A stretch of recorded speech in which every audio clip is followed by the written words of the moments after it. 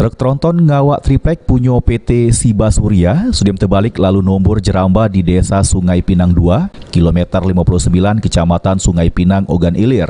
Akibatnya harus lalu lintas di lokasi kejadian jadi macet karena kendaraan yang lewat di lokasi tersebut harus mengantri.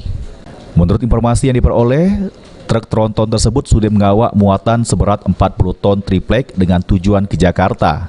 Di mana pas di lokasi kejadian diduga sopir truk ngantuk sehingga dak pacak ngendali ke truk. Muklis salah siko warga di Desa Sungai Pinang 2 ngatoke kalau saat truk terbalik terdengar besak nian sehingga warga pun jadi terkejut.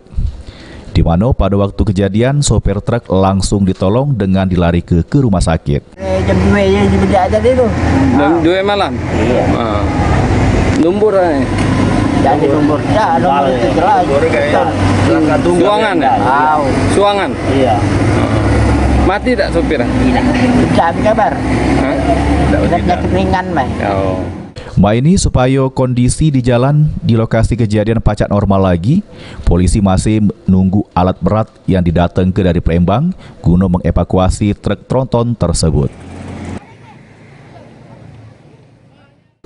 Ahmad Romawi, PAL TV.